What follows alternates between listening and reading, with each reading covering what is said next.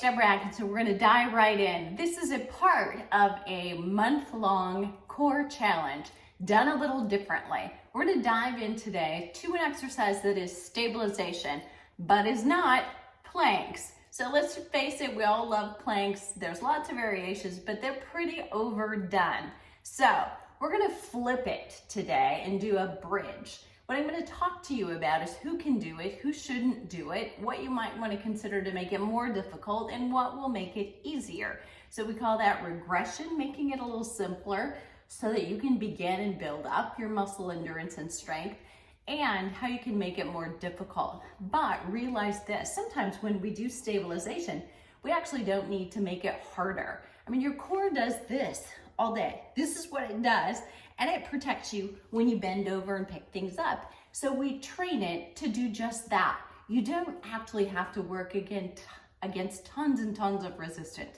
So let's first dive into this, and we'll talk a little bit more at the end about the who should, who shouldn't, how to, when to. All right, so what I want you to do is to find a space so that you can lie down, put your feet flat on the floor, but I'd also like you to have room to put your legs out long and have plenty of space to do that.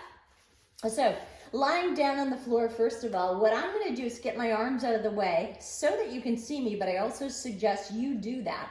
And here's why. When you take your hands down like this and we lift up like this, can you feel that there's that little bit of temptation to push with your hands? And when you push here with your hands or try to support yourself, you also end up putting a little strain on your neck and your shoulders. Women tend to have their tension go to their upper back, neck, and shoulders anyway. So if we can eliminate that, let's do it. And if we can focus on retraction, kind of making your shoulder blades kiss the floor, we actually get a passive stretch across those shoulder blades and we get a little work here. So don't work too hard at this, just keep them down.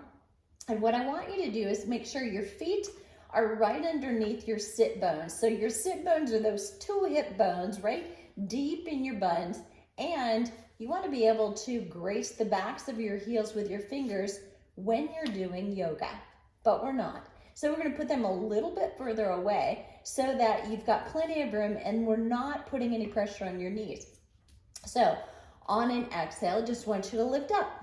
So we're holding here, and what I want you to notice here is that between my shoulders, my hips and my knees, I want one straight line. So you're keeping me honest, right? But if I had a mirror and I'm looking in it, then I notice right now I'm sagging. So this sag wagon here, we need to bump up. We need to make sure that's happening, because then we know we've got some engagement going on here and we've got engagement in the glutes down below. Let's talk about the beauty of what core really is. Between your shoulders and your knees, we're working core.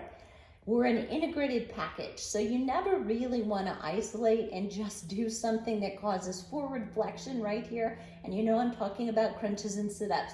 Those are really not very effective for being functional and surviving life without injuries to the lower back. Let's just do it right this time. So feet same width apart as your hips. And as you hold them there, you will notice if you have some lazy inner thighs and or glutes on the medial side, your knees are going to drift out to the side. So let's just stop that right now. So everything should be from your shoulders to your hips, to your knees, to your toes in a straight line. So catch yourself. And if you're still here with me, you're holding this up, you're already noticing, okay, this is feeling like work. I kind of get it, right? If you're feeling any strain through the lower back, it is likely because you are allowing yourself to do this. So you're arching here as opposed to pointing your pubic bone up toward your knees. So I want you to drop back down. So we'll take a little break. If you were up there with me all that time, that was great. That alone was just static. It was like holding a plank. That's not a huge value and return on your investment of time and energy, but it is a great start. Just the ability to come up repeatedly and hold for 15 seconds at a time, come back down, do it again. What we're doing is turning on and letting them go off, because what we need is stabilization abruptly, quickly, so we don't fall. so we catch some child falling, so we catch the dog as he pulls on the leash. All those little things we need to turn on, and if you only do one long hold, you only get one chance to turn it on and hold and practice that. But that's really not life. So the repeats are actually great. So if you can hold a little bit longer, hold for 30 seconds, hold for 45, fantastic. But if you build up more than that, it's not more valuable, all right? So next, I want you to get a hold of what's happening in that lower back if you're feeling strain while you're holding.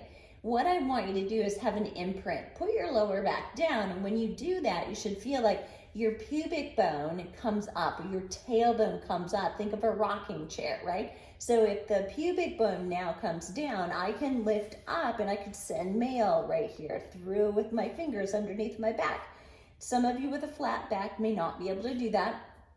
Those of you with a big arch in the small of your back may not be able to put the back completely down, but I just want you to be able to feel the difference, and you may feel more comfortable if that's you with something under your head as well, and that will help you have a little more leverage, okay? So what I want you to do is to feel that when the lower back is down. What does that feel like when you're engaging your core like that? And when you come up again, I want you to try to resurrect that. So bring it back, and it's not overdoing it, it's just coming to straight, but you'll know if you're not yet there, if you're feeling strain under here. So you need to just kind of keep pressing and pressing. I like to think of it as taking my pubic bone and pointing it toward my knees, because if that's not happening, the strain will come here instead of being in the buns and in the core, which is where we want it. So all of this is core, but lower back strain is not included in the party, okay? Drop it down. Now you're ready for the actual work. That was beginning, right? So if you're just working up to holding that bridge, getting that solid, that's where you're beginning. Those 15 seconds and repeat, right? Or longer holds and repeat. Those of you that are there, you're gonna come up, and what I want you to do is think about keeping your hips level and stable, and then doing a march with the feet. So you're just lifting, but what you don't want to see is this, like I'm really leaning over, right? I'm in exaggeration right there, but what you want is just lift and lower, just barely lifting and lowering. And you should feel like there's tension here. You're holding onto that core, and just a 3 to 4 inch lift and raise. So we're marching in a bridge, and that's what it is. Lift and lift. Now I want you to tune in again. So lift, did you see that little adjustment I had to make? Because we will drift, right, while we're marching, because your body is now having to do two things: stabilize, stay up, and move. That's what your body does all day. That's what your core does all day. And that's when we really up the game when we're doing some real quality work for your core. So go ahead and take this down, lower it, take a little release. And if your lower back needs a little release, you can drop those knees in and kind of roll it side to side, or just from here, drop your knees in side to side. And that'll give that lower back a little relief, kind of getting out of the pattern it's in.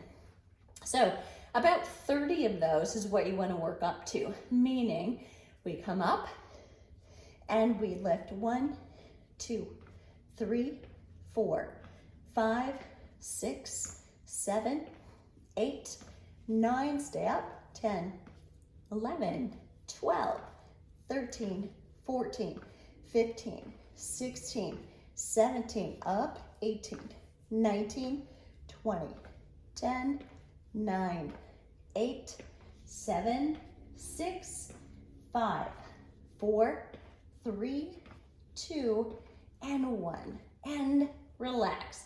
Good, and let go. Stretch that out a little bit. And as you stretch out, let me talk you through the next. How do you make it even more difficult? Honestly, that is difficult enough. You're already doing the A+ work.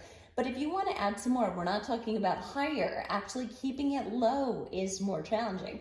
So what you might want to do, though, is play just a little bit with taking a long lever and taking it out and coming up and down with repeats. So you're going to work this cheek just a little bit more. Start with 5 at a time, and then bring it back in and other side. But same thing, we have to walk through this side, staying up, so we're not letting ourselves slip down.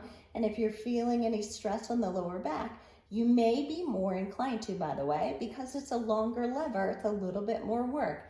Take 5 at a time, see how you do. Make it up to 7, up to 10. And if you can get to 15, you're probably doing as many as you need to.